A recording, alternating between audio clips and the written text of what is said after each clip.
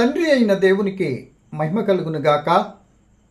ప్రభువు ప్రియ రక్షకుడైన క్రీస్తు నామములో టీమ్ ఆఫ్ గాడ్ ఛానల్ వీక్షిస్తున్న ప్రియ సహోదరి సహోదరులందరికీ హృదయపూర్వకమైన వందనాలు తెలియచేసుకుంటున్నానండి.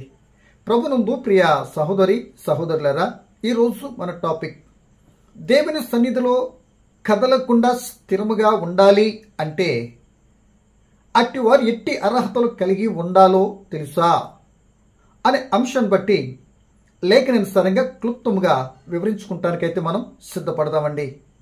నిజమే ప్రియమైన దేవుని పిల్లలారా, దేవుని సన్నిధానంలో అందరూ ఉండాలి అని కోరుకోవటము తప్పు కాదు, నేరము అంతకంటే కాదు. పిలువబడినటువంటి వారు అనేక మంది, ఏర్పరచబడినటువంటి వారు కొద్దిమందే అని లేఖనం చెప్పిన రీతిగా ఆయన సన్నిధానంలో ఉండాలని ఆశపడేటటువంటి వారు అనేక మంది, కానీ ఆయన దగ్గర ఉండేటటువంటి లక్షణాలు కలిగినటువంటి మాత్రం కొద్దిమందే అంటూ సందేహం లేదు కదా. అందుకే ఈ చెప్పబోతున్న మాటను బట్టి ప్రియ దేవుని పిల్లలారా, ఆ కొద్ది మందిలో మీరు నేను మనము ఆయన దగ్గర ఉండేటువంటి లక్షణాలు కలిగి ఉన్నామా లేదా అని చూసుకుంటూ వింటున్నప్పుడు మనల్ని మనం చెక్ చేసుకుంటూ ఈ కొద్ది మాటలు వినటానికైతే మనం ప్రయత్నించేద్దామండి. నిజమే ప్రియమైన దేవుని పిల్లలారా, ఇప్పుడు ఆ వాక్య భాగం చదివి మరి వివరంలోకి వెళ్ళటానికైతే మనం ప్రయత్నించేద్దాం. చూడండి, కీర్తన గ్రంథము 15వ కీర్తన మొదటి నుండి నేను చదువుతున్నానండి. యెహోవా, నీ గుడారంలో అతిథిగా ఉండదగిన వాడు ఎవడు? ప్రశ్న. నీ పరిశుద్ధ పర్వతం మీద నివసింపదగిన వాడు ఎవడు? ఇది ప్రశ్నే. యథార్థమైన ప్రవర్తన కలిగి నీతిని అనుసరించుచు హృదయపూర్వకంగా నిజం పలుకువాడే. అట్టివాడు నాలుకతో కొండెమలాడడు, తన చిలికానికి కీడు చేయడు, తన పొరుగువాని మీద నింద మోపడు. అతని దృష్టికి నీచుడు అసహ్యుడు. అతడు యెహోవా యందు భయభక్తులు గల వారిని సన్మానించును. అతడు ప్రమాణం చేయగా నష్టము కలిగినను మాట తప్పడు. తన ద్రవ్యము వడ్డీకి ఇయ్యడు. నిరపరాధిని చెరుపుటకే లంచం పుచ్చుకొనడు. ఈ ప్రకారం చేయవాడు ఎన్నడూ కదల్చబడడు అని లేఖనం సెలవిస్తుంది. ఏ ప్రకారము? ఇప్పుడు పైన మనం చదువుకున్నాం కదా ఈ లిస్ట్ అంతా ఎవరైతే ఒక వ్యక్తి కలిగి ఉంటాడో ఆ వ్యక్తి దేవుని సన్నిధిలో, అంటే దేవుని పరిశుద్ధ పర్వతమైనటువంటి ఆ పర్వతం మీద, ఆ దేవుని గుడారమైనటువంటి ఆ పరలోకంలో ప్రియ దేవుని పిల్లలరా, కదలని వారుగా స్థిరపరచబడిన వారు ఉండాలి అంటే ఈ భూలోకంలోనే ఇట్టి లక్షణాలు కలిగి ఇక్కడే బ్రతుకుని స్థిరపరచుకోవాలి. ఆయన సన్నిధిలో ఇక్కడ ఉండటానికి ఇట్టి అర్హతలు కలిగి జీవిస్తే రేపొద్దుటే ఆ పరలోకంలో ఉండేటటువంటి అర్హతలు ఇవి. ఇలా జీవించినటువంటి వారు మాత్రమే రేపు పరలోకానికి అర్హులైనటువంటి వారుగా మనం ఆలోచించవచ్చు. సో ఇంతకీ అర్హతలు ఏంటి? అర్హతలు ఉన్నాయి, ప్లస్ అదే అర్హతలు కలిగిన వ్యక్తి చేయకూడని కొన్ని కార్యాలు కూడా ఉన్నాయి. ఈ రెండింటిని ముందు చెప్పుకొని వివరంలోకి వెళ్ళటానికి మనం ప్రయత్నించాం. చూడండి, దేవుని యొద్ద మరి నివసించటానికి 5 లక్షణాలు, అనగా 5 అర్హతలు, 5 క్వాలిటీస్ కలిగి ఉండాలి అని లేఖనం సెలవిస్తుంది. 1, 2. అదే 5 రకాల పనులు, కార్యాలు చేయకూడదు అని కూడా ఈ కీర్తన మనకు వివరిస్తుంది. అంటే ఒక బండికి 2 చక్రాల్లాగా దేవుని చిత్తానికి అనువుగా దేవుడు తన యొద్ద నివసించే అర్హతలు, క్వాలిటీస్, లక్షణాలు కలిగి ఉండాలి. ఒకటైతే ఆ లక్షణాలు కలిగి ఉండటం మాత్రమే సరిపోదు, ఇక మరలా చేయకూడనటువంటి 5 రకాల కార్యాలు చేయకుండా ఉండాలి ఈ లక్షణాలు కలిగినటువంటి వారు అని సెలవిస్తుంది. అంటే చేయకూడనటువంటివి చేయకూడదు, కలిగి ఉండవలసిన వాటిని కలిగి ఉంటేనే ఆయన యొద్ద ఉంచుకునేటటువంటి లక్షణాలుగా ఈ కీర్తన మనకు స్పష్టంగా బోధిస్తుంది. కనుక మరి పరిస్థితిని బట్టి వింటున్నప్పుడు మిమ్మల్ని మీరు, నన్ను నేను పరిశీలన చేసుకుంటూ పరీక్షించుకుంటూ వింటం ఎంతైనా మంచిది అని ప్రభుని బట్టి జ్ఞాపకం చేస్తూ ఈ మాటలు వివరించడానికి ముందుకెళ్తున్నా. చూడండి, దేవుని యొద్ద నివసించడానికి ఉండవలసిన అర్హతలు 5 అన్నాం కదా. 1, యథార్థమైన ప్రవర్తన కలిగి ఉండాలి. 2, నీతిని అనుసరించేటటువంటి వ్యక్తి అయి ఉండాలి. 3 హృదయపూర్వక నిజం పలికే వ్యక్తి అయి ఉండాలి. 4 యెహోవా యందు భయభక్తులు గల వారిని సన్మానించే వ్యక్తి అయి ఉండాలి. 5 అతడు ప్రమాణం చేయగా నష్టము కలిగినను మాట తప్పని వ్యక్తిగా ఉండాలి. ఈ 5 లక్షణాలు అర్హతలు దేవుని సన్నిధిలో కదలకుండా స్థిరముగా ఉండేటువంటి వ్యక్తిలో ఉండాలి అని దేవుడు కోరుకుంటున్నాడు. ఇక చేయకూడని ఒక 5 లక్షణాలు అన్నాను కదా, అవేంటో చెప్తాను. తదుపరి వివరంలోకి వెళ్ళడానికి ప్రయత్నం చేస్తాను. చూడండి, 3వ వచనం. నాలుకతో కొండెములాడడు 1, తన చెలికారికి కీడు చేయడు 2, తన పొరుగువాని మీద నింద మోపడు 3, తన ద్రవ్యమును వడ్డీకి ఇయ్యడు 4, నిరపరాధిని చెరుపుటికే లంచం పుచ్చుకొనడు 5. ఈ 5 కార్యాలు కూడా ఈ యొక్క విధానంలో ఉన్నటువంటి కార్యాలు చేయకూడదు. ఎవరు దేవుని యొద్ద నివసించి ఆ అర్హతలు కలిగినటువంటి వారు ఈ కార్యాలు చేయకూడదు. అప్పుడు మాత్రమే దేవుడు బేష్ నువ్వు నా దగ్గర ఉండటానికి అర్హత కలిగిన వ్యక్తి. కానీ తన దేవుడు దగ్గర అంటే ఆయన సన్నిధానంలో, ఆ పరిశుద్ధ పర్వతం లేదా ఆయన గుడారంలో అతిథిగా ఉండేటటువంటి స్థితి కలిగినటువంటి వారుగా అర్హులుగా దేవుడు ఎంచుతాడు. ఆ స్థానాన్ని అటువంటి బిడ్డలకి ఇస్తాడని వాక్యం కరాఖండిగా జ్ఞాపకం చేస్తుంది. సో ఇంతకీ కలిగి ఉండవలసినటువంటి అర్హతల గురించి చిన్న వివరణ. కలిగి ఉండవలసినటువంటి అర్హతలు ఏమండి? యథార్థమైన ప్రవర్తన కలిగి ఉండాలంట. 1, ప్రవర్తనలో యథార్థత ఉండాలి. ప్రవర్తించేటప్పుడు ప్రియ దేవుని బిడ్డలారా, ప్రవర్తన ఒకలాగుంటుంది, మాటలు ఆలోచనలు మరొకలాగుంటాయి. కరెక్ట్ కాదు. ఏమండి? కరెక్ట్ కాదు. అంటే యథార్థత అనగానే ఏంటో మనకు అర్థం కావాలి మొదట. ఏమండి? యథార్థత అనగానే ఉన్నది ఉన్నట్లు చెప్పేవాడు యథార్థవంతుడు. అంటే లోనౌట్ పెట్టుకొని లోనౌట్ ఆలోచిస్తూ లోనౌట్ ఏదో చేయాలని బయటకు ఒకటి మరొకటి చెప్పేటట్టు వ్యక్తి ఎప్పటికీ యథార్థవంతుడు కాడు. 2 in 1 క్యాండిడేట్ అనే సంగతిని మనం జ్ఞాపకం చేసుకున్నాలి. ఇటువారు యథార్థవంతులు కాదు. ఉన్నది ఉన్నట్లు చెప్పితేనే ఆ వ్యక్తి యథార్థవంతుడు. సో మానవులు సృష్టించినప్పుడు కూడా దేవుడు యథార్థవంతులుగానే సృష్టించాడండి. ఏమండి? ప్రసంగి పుస్తకము 7:29లో మానవులను యథార్థవంతులుగానే సృష్టించను అంటాడు. ఆయన ఆరాధించేటప్పుడు కూడా ఆయన కోరుకున్నది ఏంటంటే ఆయన యథార్థంగానే ఆరాధించాలనుకున్నాడు. సమరస్త్రీతో చెప్పిన మాట అదే, యోహాను సువార్త 4వ అధ్యాయంలో. ఏమండి? యథార్థవంతులను బలపరచడానికి ఆయన కనుదృష్టి లోకమంతా సంచారం చేస్తుంది. యథార్థవంతులైనటువంటి వారు ఆయనకు ఇష్టలు అంటాడు మహాజ్ఞాని సొలొమోను గారు. ప్రియమైన దేవుని పిల్లలారా, యథార్థవంతులకి ఏ మేలు చేయకుండా ఆయన ఎప్పుడూ మానలేదట. ఆ యథార్థత ఇప్పుడు ఎవరైతే కలిగి ఉంటారో, యథార్థవంతుడైన దేవుని దగ్గర ఆ యథార్థత అనే లక్షణాన్ని మనలో ఉంచాడు గనుక అట్టి యథార్థతను ప్రవర్తిస్తున్నప్పుడు నేను బలహీనపరిచే కార్యాలు వస్తే బలపరుస్తానంటున్నాడు, మేలు చేస్తానంటున్నాడు. నువ్వు యథార్థత ఉంటే నాకు ఇష్టం కనుక నా యొద్ద ఉంచుకుంటానంటున్నాడు. ఏమండి ప్రియ దేవుని పిల్లలారా, కనుక యథార్థ ప్రవర్తన అంటే ఆయనకి ఇష్టమైనటువంటి వారు కనుక యథార్థత కలిగి ఉంటే వారిని దేవుడు తన యొద్ద ఉంచుకుంటాడట. మరి ఇప్పుడు మన పరిస్థితి ఏంటి? యథార్థత ఉందా? 1 మొదటి లక్షణం ఉందా? చూసుకుందాం. 2వ మాట, నీతిని అనుసరించాలట. నీతిని అనుసరించుచూ ఉన్నటువంటి వారు కూడా ఉండొచ్చట. ఏమండి? ఇవన్నీ ఒక వ్యక్తి కలిగి ఉండవలసినటువంటి అర్హతలు. నువ్వు నీతిని అనుసరించు, నేను యథార్థతను అనుసరిస్తాను, నువ్వు నిజం పలుకు, నేను నిందమోపు, అలా పంచుకుంటూ కాదండి. అన్ని లక్షణాలు ఒక వ్యక్తిలోనే ఉంటేనే ఆ వ్యక్తి మాత్రమే ఆయన దగ్గర ఉంటాడు. కానీ ఒక్కొక్కటి ఉంటే అన్నీ ఉన్నట్టు కాదు. గుర్తుపెట్టుకో. సో 2వ మాట, నీతిని అనుసరించాలి అట. నీతి అంటే ఏంటి? అవినీతి కానిది నీతి. అబ్రహాం గారు దేవుని నమ్మెను, అది అతని నీతిగా ఎంచబడింది అంటాడు రోమపత్రిక 4:3.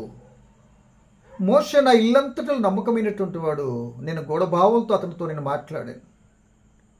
దేవుని యొద్ద నివసించడానికి నమ్మకస్తులైనటువంటి వారు మరి లోకంలో ఉన్నవారు కనిపెడుతున్నాడట. 101వ కీర్తన 5-6 వచనాలు. అంటే నమ్మకస్తులు కావాలి ఆయనకి. మాట చెప్పితే మాట ప్రకారం చేసేటటువంటి వారై ఉండాలి. అంతవరకు మీ నమ్మకలు, మీ ఉద్దేశాలు, మీ తలంపులు పక్కకు పెట్టి ఎప్పుడైతే దేవునిలోనికి మనం వస్తామో దేవుడు ఏ మాట చెప్పాడో ఆ మాట ప్రకారం ఆ మాటను నమ్మి మనం అలా చేస్తే అప్పుడు బలా నమ్మకమైన మంచి దాసుడా అంటాడు తప్ప ఈ నమ్మకాన్ని కొలిసే సాధనం ఏ మనుషుడి చేతిలో లేదు. దేవుడే నీ నమ్మకాన్ని నీ విశ్వాసాన్ని చూసి పరీక్షించి ఫలితాన్ని ఇచ్చేటట్టువాడు అనే సంగతిని మనం గమనించుకోవాలి. ఏమండి, ఇలా నమ్మకత్వంగా మరి కలిగినటువంటి వ్యక్తి నీతిమంతుడు కనుక నీతిగా నువ్వు నడుచుకున్నప్పుడు ఎన్నో శ్రమలు, ఇబ్బందులు, కష్టాలు వస్తూ ఉంటాయి. ఏమండి, నీతిమంతులు కలిగి ఆపుతులు అనేకములు. అలాంటప్పుడు ఆ నీతత్వం పోగొట్టుకోకుండా ఆయనకు మొరపెడితే తప్పనిసరి ఏం చేస్తాడా, విని విడిపిస్తాడు. 34వ కీర్తన చదువుకుంటే మనకు చెప్తుంది. ఒకవేళ ఆపదలు ఎన్ని వచ్చినా సరే ఆపదలు నేను విడిచిపెట్టాడు, వదిలేయడు. కనుక నీతిని అనుసరించేటటువంటి వ్యక్తిగా ఉంటే ప్రియమైన బిడ్డలారా, ఆయన యుద్ధం ఉండేటటువంటి రెండవ లక్షణం మనం కలిగి ఉండాలి. ఉందా? పరిశీలించుకుందాం. ఏమన్నా నీకు ఎన్నో చెప్పొచ్చు. ఇక మూడవ లక్షణం, హృదయపూర్వకంగా నిజం పలికే వ్యక్తి అయి ఉండాలి. అసలు నిజం పలికి ఎన్ని రోజులు వస్తుందంట మన జీవితంలో? లేక అబద్ధం ఆడని రోజు అంటూ ఉందా మన బ్రతుకులో? ఏమండి, మీకేం తెలిసిన బ్రదర్ గారు, అసలు అబద్ధం ఆడకుండా ఆడనటువంటి ఉన్నారా? ఏంటి మనల్ని తప్పించుకుంటాక పెద్ద కొడుకులాగా మాట్లాడతారంటే ఈ మాట. ఎవరుంటారండి? ఎవరి విషయం నీకెందుకు అబ్బా? ముందు నువ్వు ఉన్నావో లేదో నేనున్నలేదో మనం చూసుకోవాలి కదా. ఎవరి గురించి చెప్పి నువ్వు తప్పించుకుంటాకి మాట్లాడినట్లేదు ఈ మాట కరెక్ట్ కాదు. కనుక మనం మాట్లాడేది ఎవరో ఉంటారు కాదు, నేనున్నానా లేదని నేను చూసుకోమంటుంది, నన్ను చూసుకోమంటుంది వాక్యం. హృదయపూర్వకం నిజం పలకాలి. అవునంటే అవును, కాదంటే కాదనాలి. నిజం చెప్పాలి, నిజం చెప్పాలి. ఇందాక చెప్పుకోను కదా, లోనేమో నిజం పెట్టుకుని బయటకు అబద్ధం చెప్పేటట్టు ఉండకూడదు. అది యథార్థ కాదు. నిజం పలికే వ్యక్తి అంతకంటే కాదు. నిజం చెప్పాలి, నిజం చెప్పాలి. ఒక రోజున మొదటి శతాబ్ద సంఘంలో, ఆది సంఘంలో చిరచరాస్తులు అమ్మి కూడా అపోస్తలుల పాదాల దగ్గర తీసుకొచ్చేస్తుంటే ఇద్దరు భార్యాభర్తలు అననీయ సప్ఫీరాలు ఇద్దరు ఆ పొలం అమ్మేశారు. దేవునికి ఇచ్చేయాలనుకుని ఒక నిర్ణయంతోనే పొలం అమ్మేశారు. దానిలో కొంత తీసి దాచేసుకున్నారు. ఆ పేతురుగా చూతారా ఇంట్లే, ఆ దేవుడికి తెలియదా మన బాధలు అన్నట్టు అనుకున్నారేమో, దాచుకున్నారు. అడిగాడు పేతురు గారు, ఇంతకే మీ భూమి అమ్మారా? అయ్యో ఇంతకేమేమండి అన్నారు. దాచుకున్న సంగతి చెప్పలే, వెంటనే చనిపోయాడు అననీయ. ఈ విషయం భార్యకి తెలియదు. భార్య కూడా వచ్చింది, ఇంతకే అమ్మారు? అయ్యో ఇంతకే అమ్మేమండి అన్నారు. అంటే భార్య చావు భర్తకు తెలియదు, భర్త చావు భార్యకి తెలియదు. ఏమండి, ఇక్కడ తెలుసుకోవాల్సింది భర్త చావు భార్యకి తెలియలే. భార్య చావు తెలుసుకుంటాక అప్పటికి ముందే చనిపోయాడు కనుక పెద్దగా ఇబ్బంది ఏమీ లేదు. కనుక నా ప్రియమైన వర్లరా, అబద్ధం ఆడేది చనిపోయారు. అబద్ధ సాక్ష్యం చెప్పించి యెజబెలు నీతిమంతుడైన నాబోతును చంపించింది. కుక్క చావు చనిపోయాడు కదా అహాబు రాజు గారును యెజబెలు. వద్దు, అబద్ధం వద్దు. అబద్ధం ఆడినా, అబద్ధమును విని జరిగించినా ఎవరిని దేవుడు విడిచిపెట్టడు. శిక్ష కఠినంగా ఉంటుంది. అంతవరకు ఏదైతే నీకు ఇచ్చాడో అది తీసేసుకుంటాడు. అది తీసేసుకొని మెడబెట్టి గెంటేశాడు అన్నట్టుగా అంత భయంకరంగా ఉంటుంది ఆయన యొక్క జీవో. అవ్వాదం చక్క తోటలో కష్టార్జితం అంతా వాళ్ళకి ఇచ్చారు కదా, ఇది తినొద్దు అని చెప్పాడు. ఎంతో ఒక మాట, ఒక ఆజ్ఞ.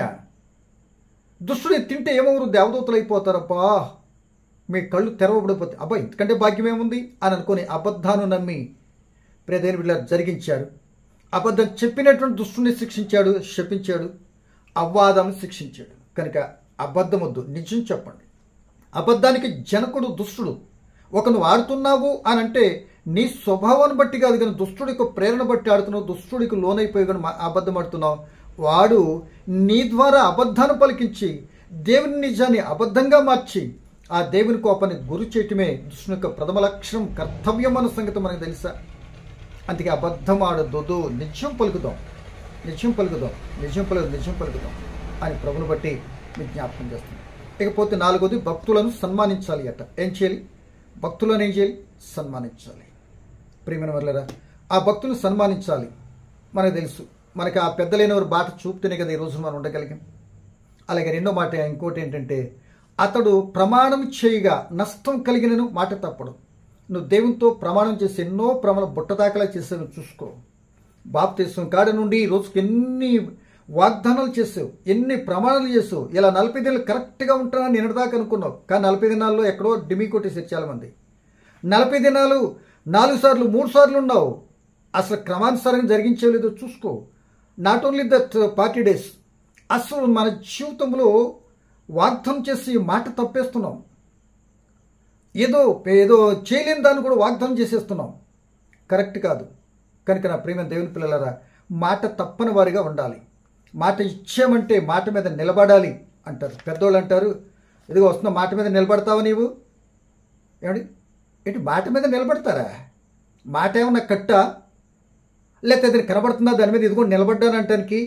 అంటే అది కనబడకపోయినా దానికి అంత వాల్యూ ఉంది. నువ్వు మాట ఇచ్చేవంటే మాట బట్టి నువ్వు నిలబడతావా మాట మీద అని అడుగుతారు లోకంలో ఉన్నట్టు. మరి దేవునికి నువ్వు మాట ఇస్తున్నావంటే ఆ మాట ప్రకారం నిలబడగలిగేటట్టున్నామా? కొన్ని మాట ఇస్తున్నామంటే ముందు దేవుడు మనతో చెప్తున్న మాట, కొన్ని నష్టాలు ఎదురవుతాయి నీ జీవితంలో. ఆ నష్టం కలిగిన మాట తప్పని వ్యక్తిగా ఉండాలి. ప్రతి ఆదివారం వచ్చేస్తానని అంటారు, రావాలి, అది రూల్.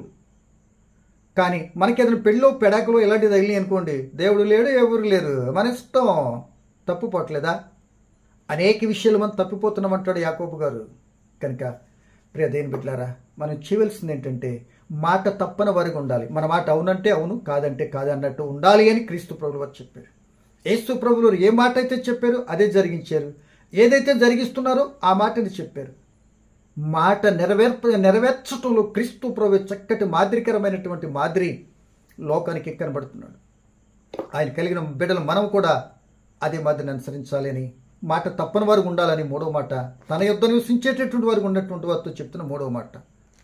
ఏమండి ప్రియ దేవుని బిడ్డలారా, ఐదవ మాట, ఈ మాటలో కలిగి ఉండవలసిన అర్హతలు. ఇక మరికొన్ని మాటలు ఉన్నాయి కదా, 5 చేయకూడనటువంటివి, చేయకూడదవి. దేవుని యొద్ద నివసించు ఇటు అర్హతలు కలిగినటువంటి వారు అట్ ద సేమ్ టైం అవి కలిగి ఉంటేనే సరిపోదు, ఇవి కూడా చేయకూడనివి కూడా చేయకుండా ఉండాలి.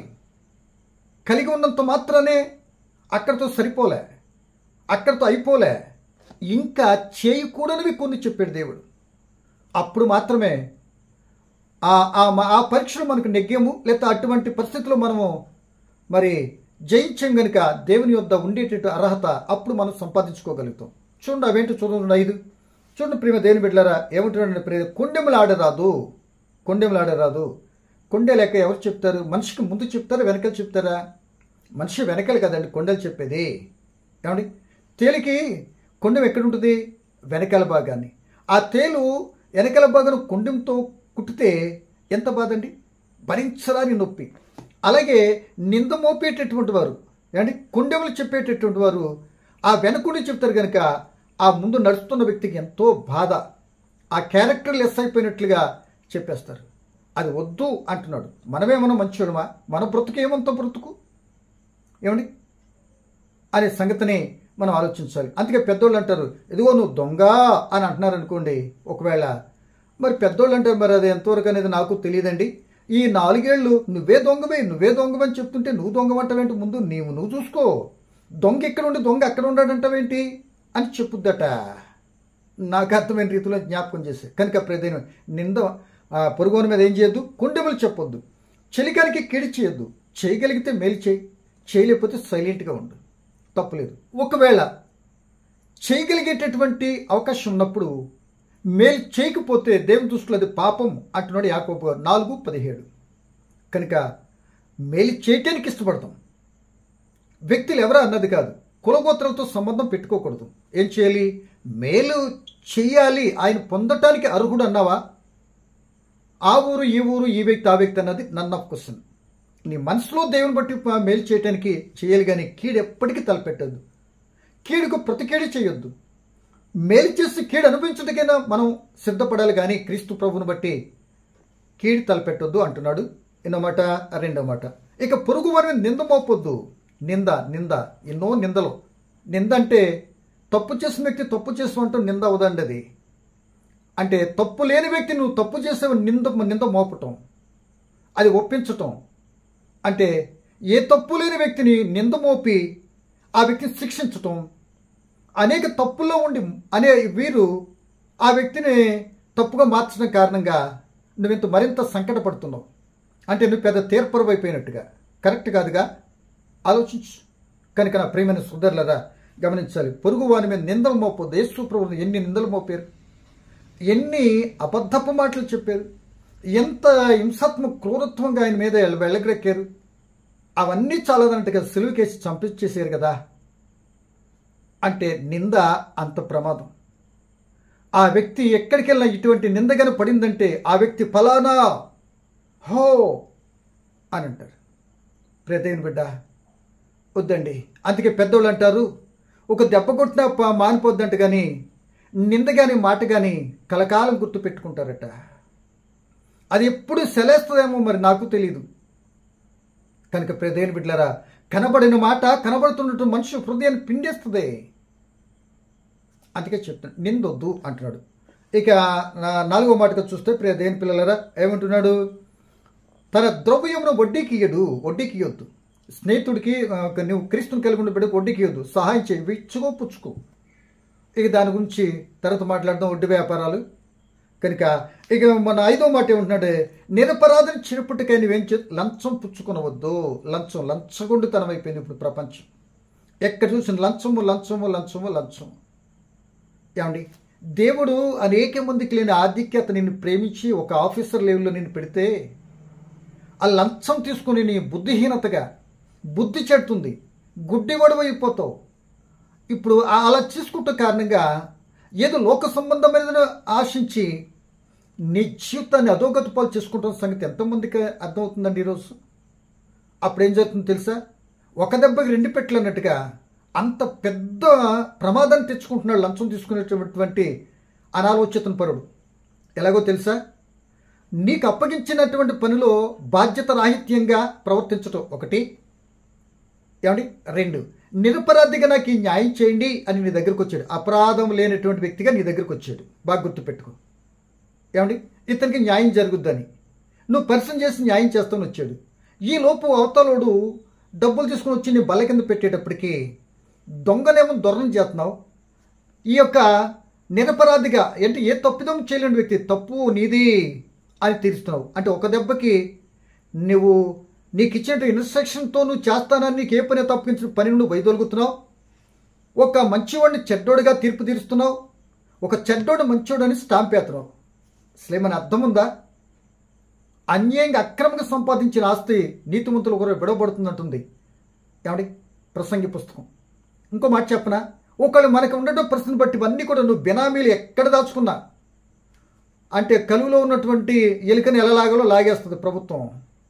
ఏమంటే రైట్ చేస్తారంటారు కదా, అలా అన్నీ కూడా చూశారనుకోండి, నువ్వు సంపాదించిన దానికి ఉన్న ఆస్తులను బట్టి మూట కట్టుకొని తీసుకొని వెళ్ళిపోయి ప్రభుత్వం తీసుకుంటుంది. నిన్ను మాత్రం లంచగొండేవారు అని సస్పెండ్ అయ్యే పరిస్థితులు కూడా రావచ్చు. ఏమంటే దేవుని పిల్లలారా, అవసరమా? అలా లంచం వద్దు అని దేవుడు చెప్తున్నాడు.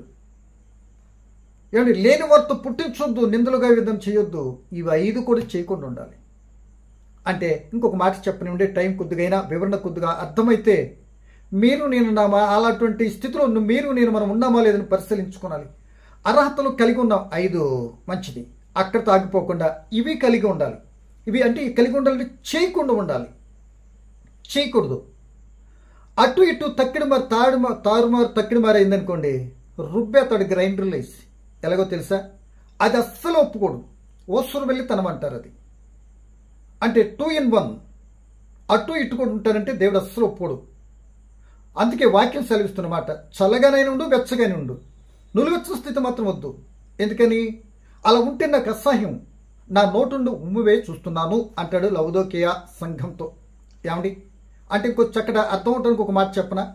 ఉమ్ము నా నోట్లో ఉందండి, ఇప్పుడు నేనేం చేశాను? ఊసేసా, కింద పడిపోయింది. ఇప్పుడు నన్ను అడిగితే అది ఎవరు ఊసారంటే నాదే. ఆ ఉమ్ము నేను ఊసాను కనుక నాదే. కానీ నాదే కదా అని తీసి మళ్ళీ నోట్లో పెట్టుకుంటానా? పెట్టుకోను. ఎందుకు పెట్టుకోను? ఇక దానికి నాకు సంబంధం లేదు, నేను ఊసేసానంతే. ఇక దానికి నాకు ఎటువంటి పొత్తు లేదు. నాది కావచ్చు కానీ ఇప్పుడు నాది కాదు. నేను తీసుకొని ఇక దాంతో నాకు అవసరం లేదు దాంతో. అది ఎంత వాస్తవమో ప్రాక్టికల్గా మనిషి యొక్క జీవితంలో మనకు కనబడుతున్న వాస్తవం. రేపు దేవుడు కూడా నులివెచ్చని స్థితి అటు ఇటు ఉండట్లయితే తన నోటు నుండి ఉమ్ము వేస్తాడు కనుక ఆ వ్యక్తికి దేవునికి ఎటువంటి సంబంధం ఉండదు అంటానికి చక్కగా కనబడుతుంది నులివెచ్చని స్థితి. వద్దు, అయితే అటైనా ఉండు, ఇటైనా ఉండు అంటున్నాడు. కనుక ఈ లక్షణాలు కలిగి మనం ఉన్నామా లేదా అని ఆలోచించుకుందాం. ఎందుకంటే దేవుని దగ్గర ఉన్నాము అనుకుంటూనే చాలా అనేక మంది జీవితంలో నీతి ఉంటే యథార్థత లేదు, యథార్థ ఉంటే నిజం పలకండి, నిజం పలికితే ప్రియదేని బిడ్డలారా ఏమవుతున్నారు? మాట తప్పుతున్నారు. అన్నీ ఉండాలి, అన్నీ ఉండాలి, అన్నీ ఉండాలి, అన్నీ ఉండాలి. కనుక అవి లేకుండా ఒకవేళ ఈ యొక్క చేయకుండా పనులు చేయకుండా ఆగినా, లేకపోతే చేయకుండా పనులు చేస్తూ కలిగి ఉండవలసిన పరిస్థితుల్లో వీళ్ళు వెళ్తూ వచ్చినా దేవుడు వారిని ఊరుకోడండి. కనుక ఈరోజు నా పరిస్థితి ఎలా ఉంది పరిశీలన చేసుకుని ఆయనకు ఆయాసకరమైన పరిస్థితులు ఉంటే హృదయపూర్వకంగా అడుగుదాం. నీ పశ్చాత్తాపం వాస్తవమైతే ఆ కృపగలిగిన తండ్రి క్షమించగలడు, క్షమించడు అని నేను ఎందుకు అనాలి? కనుక ఈ మాటలు విన్న మనం కూడా దేవుని దగ్గర ఉండాలి అంటే ఈ లక్షణాలు కలిగి ఉంటే అప్పుడు ప్రశ్న వేశాడు కదా, ఆయన పరిశుద్ధ పర్వతం మీద ఆయన గుడారములో ఆయన ఇంట్లో అతిథిగా పరిశుద్ధుడు పరిశుద్ధుడు అని పొగిడేటటువంటి స్థానం రేపు పరలోక రాజ్యంలో కావాలి అంటే ఇక్కడనేటువంటి ఆ రాజ్య నమూనైనటువంటి సంఘములో దేవుని సన్నిధిలో ఇక్కడే సిద్ధపడాలి. దాని కొరక ఇక్కడే ఈ అర్హతలు కలిగి మన జీవితం జీవిస్తే రేపు పరలోక రాజ్యంలో పరిశుద్ధ స్థలములో తండ్రి ఉన్నటువంటి గుడారంలో నువ్వు ఉండేటటువంటి అర్హత కలిగినట్టు వ్యక్తిగా ఉంటావు. ఇక్కడ సంఘములోనే లేదనుకోండి, ఇంకా అసలు అక్కడికి ఎందుకు వెళ్తావు? సో దీన్ని బట్టి సంఘంలో ఉంటున్నట్టు ఆయన సన్నిధానంలో కదలని వ్యక్తిగా ఉండేటటువంటి ఈ లక్షణాలు కలిగి ఉన్నామా? చేయకూడనటువంటి పనులు చేయకుండా ఉంటున్నామా? లేకపోతే మిక్స్ అయిపోయి ఏం చేస్తున్నామో తెలియనటువంటి అగమ్య గోచరంగా ఉంటున్నావా? ఒకసారి ఆలోచించు.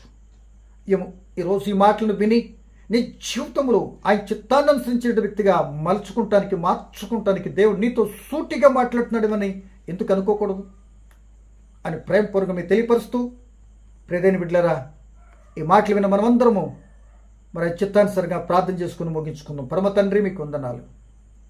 పలకబడిన మాటలో పరమార్థం ఏంటో తండ్రి గ్రహించి మీ సన్నిధానంలో ఉండేటటువంటి అర్హతలు చేయకుండా కార్యాలు చేయకుండా ఎలా సిద్ధపడాలో మాకు నేర్పించినట్టుగా ఆలోచింపచేసిన కృతజ్ఞతలు తండ్రి.